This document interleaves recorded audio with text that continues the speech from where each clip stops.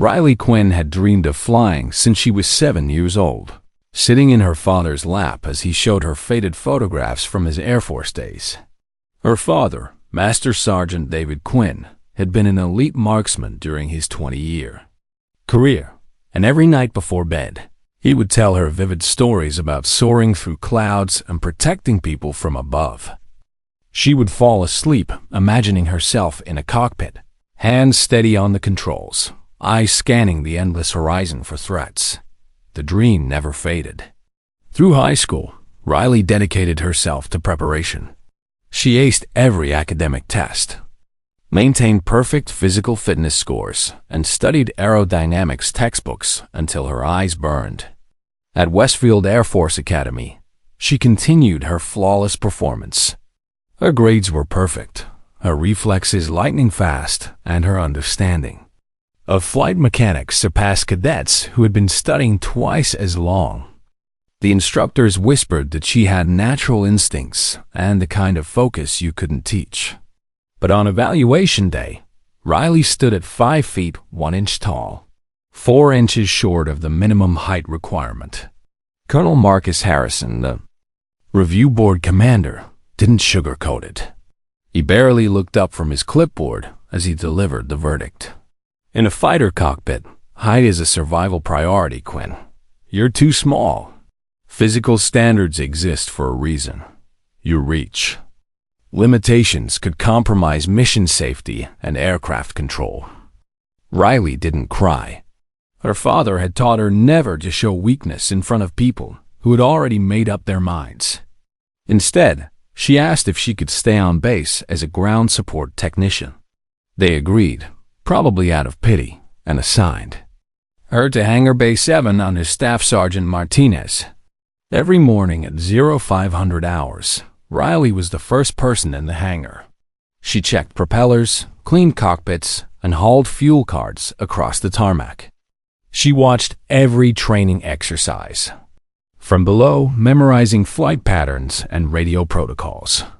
The pilots barely noticed her, just another mechanic in coveralls, invisible and useful. But every evening after duty hours, Riley drove to an empty field, 3 miles from base. She had quietly purchased a used rifle with her savings, and she practiced shooting until her hands cramped and her shoulders ached from the recoil. Her father had taught her that skill was the one thing no one could take away from you, and she intended to be ready for something important, even if she didn't know what that something might be. The other ground crew sometimes joked about the girl who wanted to fly. They weren't cruel, just matter of fact. Everyone knew the rules. Height requirements weren't suggestions. Riley kept working, kept watching, and kept shooting. She told herself that serving in any capacity was still serving. But late at night, when the base was quiet and the aircraft sat still in their hangars, she would look up at the stars and feel the familiar ache of a dream deferred. Staff Sergeant Martinez had been at Westfield Air Force Base for 15 years. He noticed things that others missed. He noticed that Riley Quinn spent her lunch breaks sketching wind patterns in a notebook. He noticed that she collected spent .50 caliber shells from the shooting range and examined them for wear patterns. Most importantly, he noticed the way she positioned herself during flight exercises, always at the perfect angle to track aircraft. Movements, always calculating trajectories in her head. One Thursday afternoon, Martinez approached Riley as she was restocking ammunition in the armory. "Where did you learn to read ballistics?" he asked casually. Riley looked up, surprised. "My father taught me that wind is everything. Whether you're flying or shooting, you have to understand how air moves." Martinez nodded slowly. "Your father sounds like a smart man." The base held informal shooting competitions every few months, mostly for entertainment and stress relief. Riley had never been invited, but she usually showed up to watch and cheer for the ground crew members who participated. This time, when Corporal Hayes twisted his wrist during warm-ups, Riley quietly suggested she could take his place. The laughter started immediately. "That rifle weighs almost as much as you do," someone called out. "You sure you can even lift it?" Riley hefted the Barrett M82 without string. She had been practicing with a similar model for months. The weight felt familiar in her hands. The target was set at 700 meters, with wind gusting from the southeast at approximately 12 miles per hour. Riley lay prone, adjusted for the crosswind, and controlled her breathing exactly as her father had taught her. The first shot was a perfect bullseye. The second shot was also a bullseye. So was the third. By the fourth shot, the laughter had stopped completely. By the fifth shot, a small crowd had gathered. Riley's final score was 98 out of 100, higher than any of the designated marksmen on base. Staff Sergeant Martinez took a photo of the scoreboard with his phone.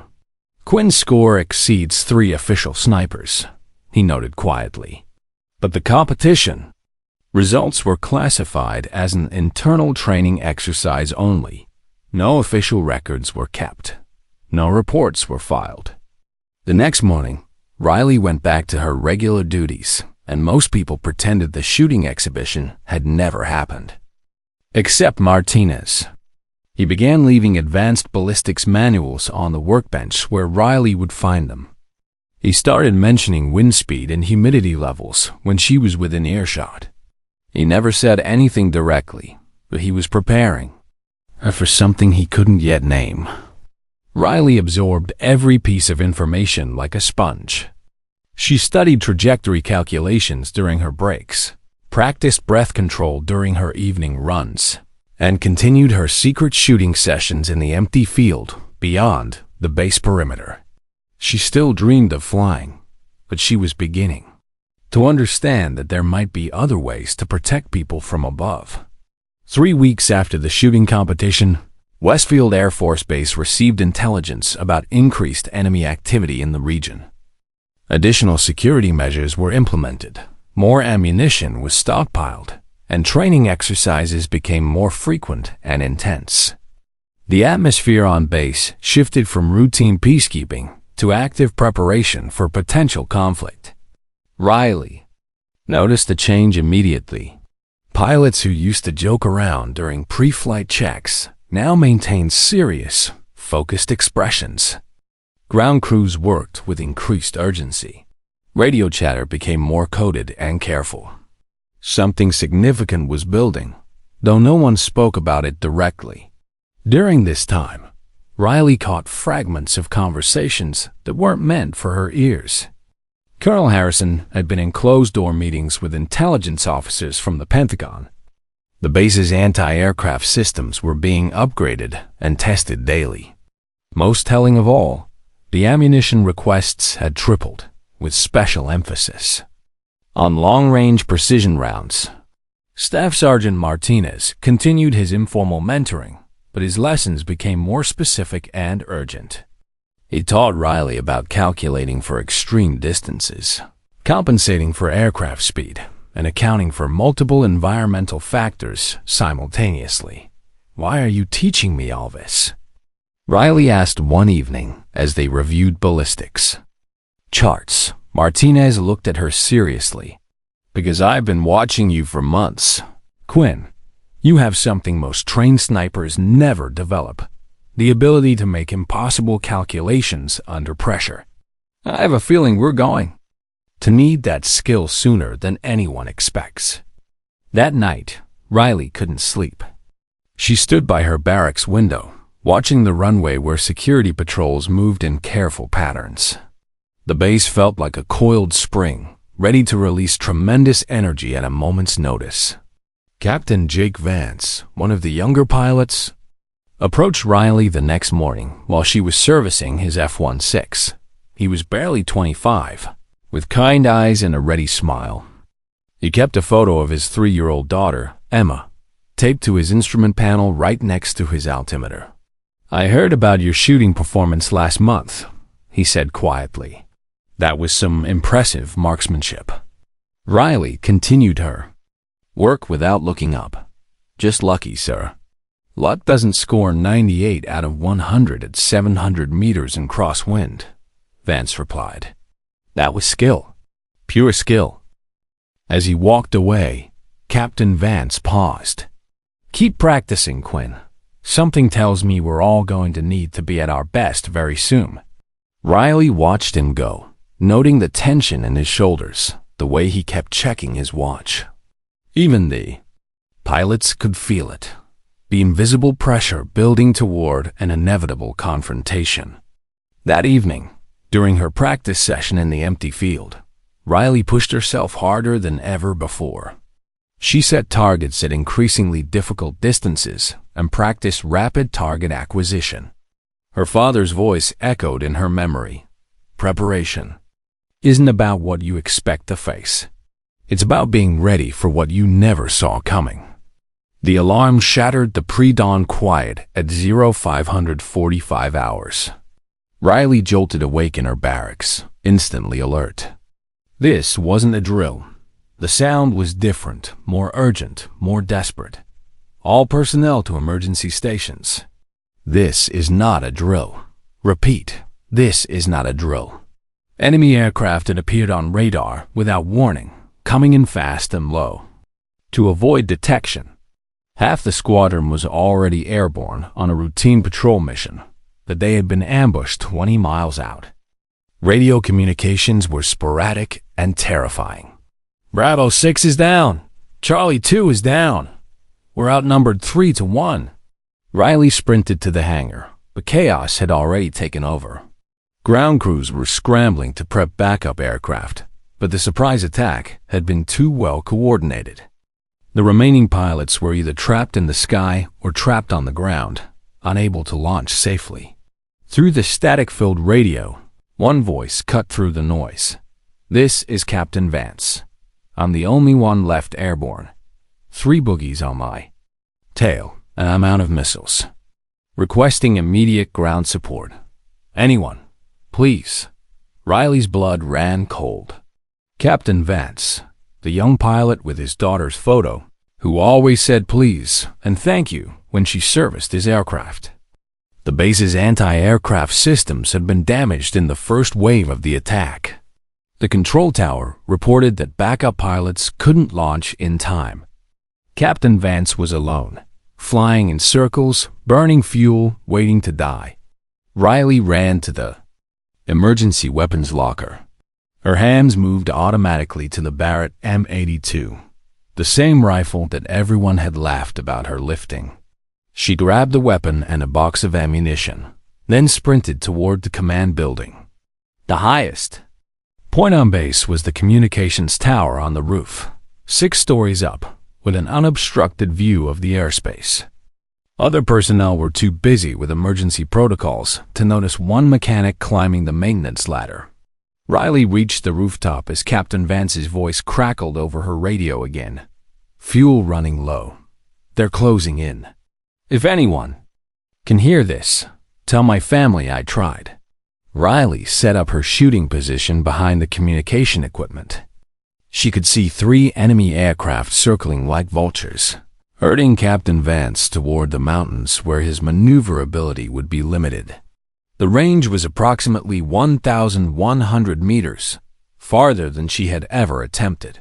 She calculated wind speed, humidity, air pressure, and the speed of the moving targets. Her father's voice echoed in her memory. Breathe in, breathe out. Find the stillness between heartbeats. That's where the shot lives. The lead enemy aircraft was lining up for a kill shot.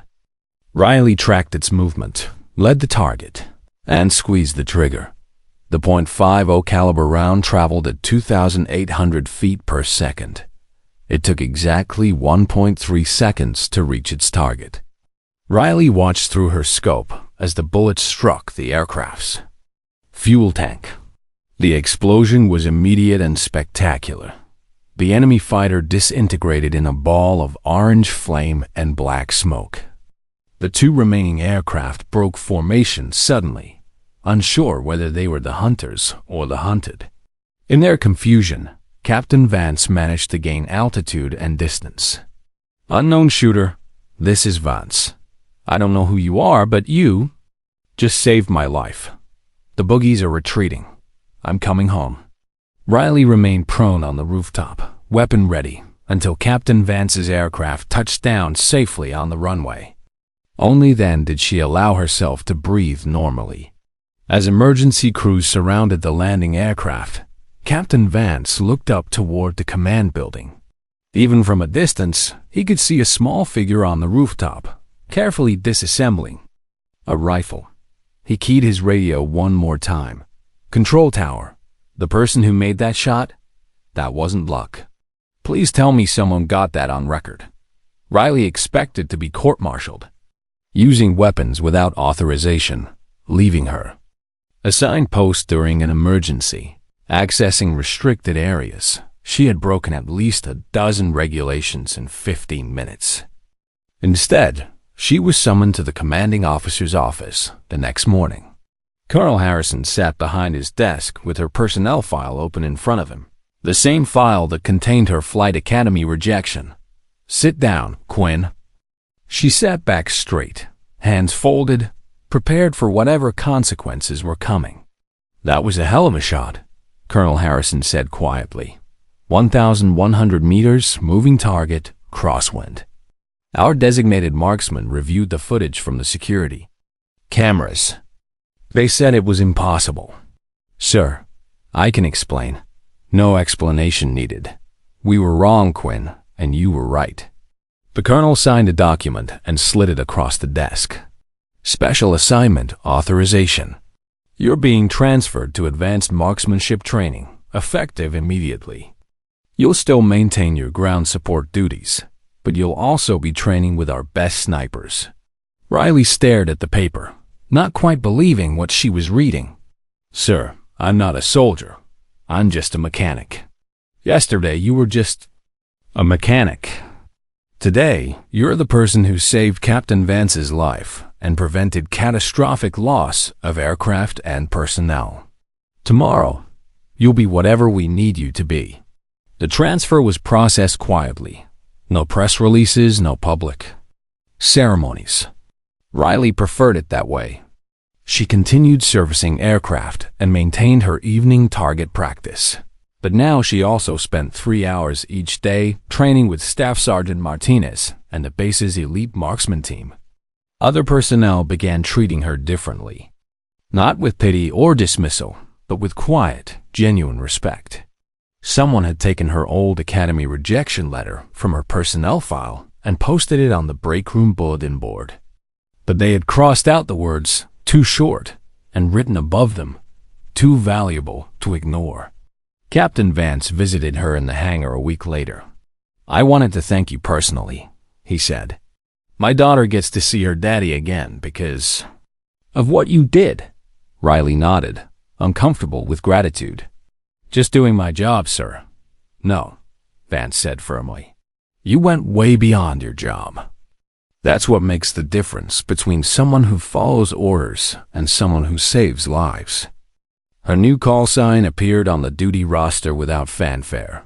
Rooftop, the person who protects from above, even when no one expects her to be there. Word of Riley's impossible shot began spreading beyond Westfield Air Force Base. Military communications networks carried the story to other installations, and soon requests began arriving for Riley to participate in advanced training programs and inter-base competitions. The same officers who had dismissed her height limitations now wanted to study her techniques and incorporate her methods into official training protocols. Colonel Harrison found himself fielding calls from Pentagon officials who wanted to know more about the mechanic who made the miracle shot. Each conversation reinforced what he was beginning to understand. Riley Quinn represented something the military had been missing. Proof that the most valuable personnel didn't always fit traditional molds. Staff Sergeant Martinez watched Riley's transformation with quiet pride. During one of their training sessions, he pulled her aside. "You know what the most important thing is about what happened that day?" Riley looked at him curiously. "It wasn't that you made an impossible shot," Martinez continued. It's that you were ready when the impossible shot needed to be made. That's the difference between showing up and being prepared. As Riley's reputation grew, so did her responsibilities. She began participating in mission planning sessions, providing input on long-range support capabilities. Her mechanical knowledge combined with her marksmanship skills made her uniquely valuable for understanding how ground support could integrate with air operations. But the most significant change was internal. Riley no longer looked at the aircraft with the ache of impossible dreams. Instead, she saw them as part of a larger system that she was now essential to protecting. 6 months after the rooftop incident, Riley received an unprecedented invitation. The Department of Defense was convening a special review committee to examine physical requirements for various military positions. Her case had become a focal point in discussions about whether traditional standards were excluding qualified personnel.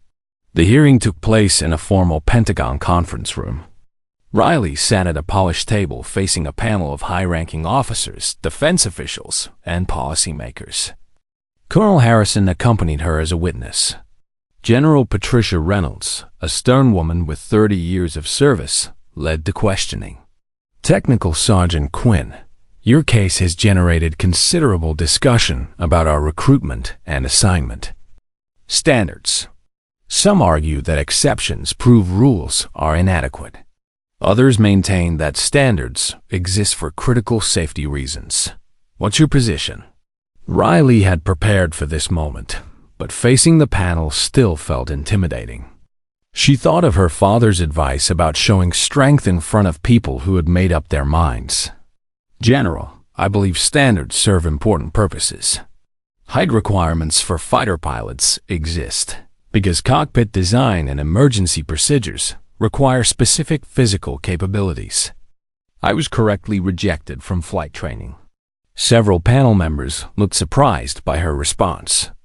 Riley continued, but I also believe that rigid standards can blind us to alternative capabilities. I couldn't fit in a fighter cockpit, but I could protect those aircraft from threats they couldn't see or reach. The question isn't whether standards should be eliminated.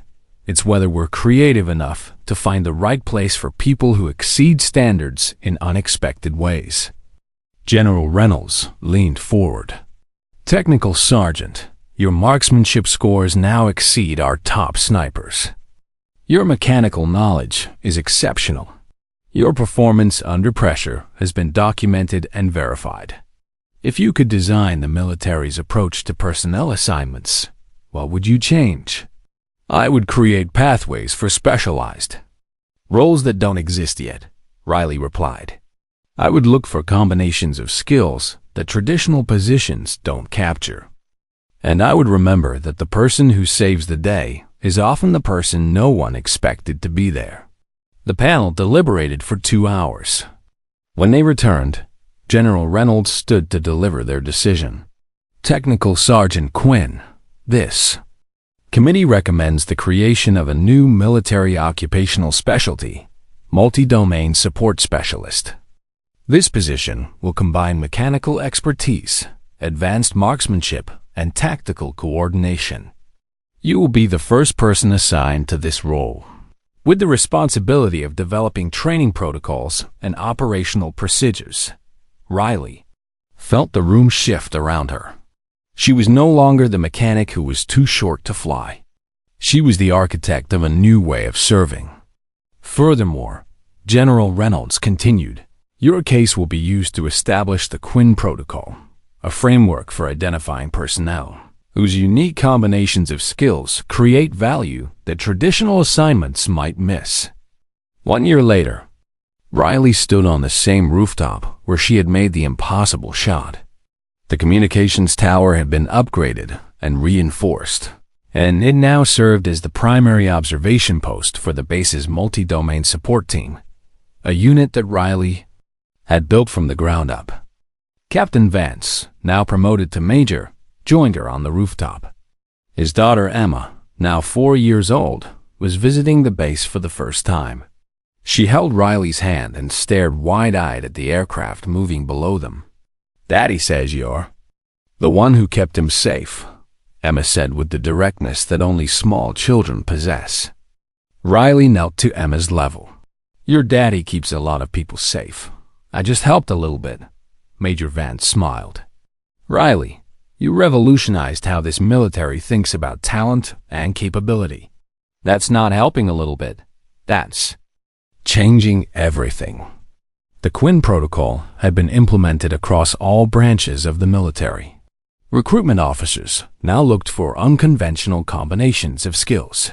Physical standards remained important, but they were no longer the only measure of potential contribution. Hundreds of personnel who might have been overlooked were now serving in specialized roles that maximized their unique capabilities. Staff Sergeant Martinez, recently promoted to Master Sergeant, approached with a clipboard. Rooftop, we've got 3 new candidates for the multi-domain program. All of them failed traditional requirements for their preferred positions. All of them have exceptional skills in unexpected combinations. Riley looked at the files.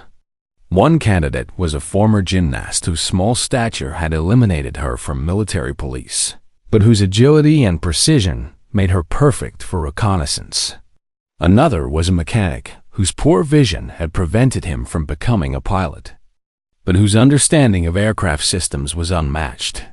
The third was a musician whose hearing sensitivity had disqualified her from artillery, but made her ideal for acoustic surveillance. They remind me of someone I used to know, Martinez said, with a grin.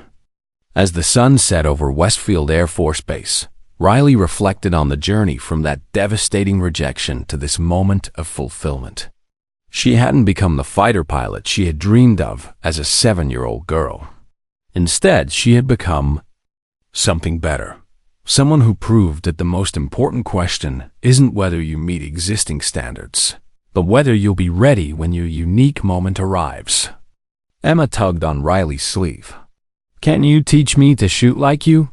Riley laughed. Maybe when you're older. But first, let me teach you the most important thing my father taught me. Skill is the one thing no one can take away from you. So figure out what you're good at, and then get really, really good at it. What if what I'm good at isn't what other people think is important? Emma asked. Riley looked out at the aircraft she protected, at the base she helped secure, and at the future she had helped create. Then you get so good at it that you make it important. The stars began appearing in the darkening sky. The same stars Riley had looked at during those lonely nights when her dreams felt impossible. Now she understood that dreams don't always come true in the way you expect. Sometimes they come true in ways that are even better than what you originally imagined. She was 4 inches too short to fly, but she had learned to protect from above in ways no pilot ever could. And that, she realized, was exactly where she was meant to be. She was there because everyone deserves a chance to prove themselves. If you enjoyed this story, don't forget to hit the subscribe button and become a part of our Everyday Life Stories community. Where are you watching from? Drop a comment below.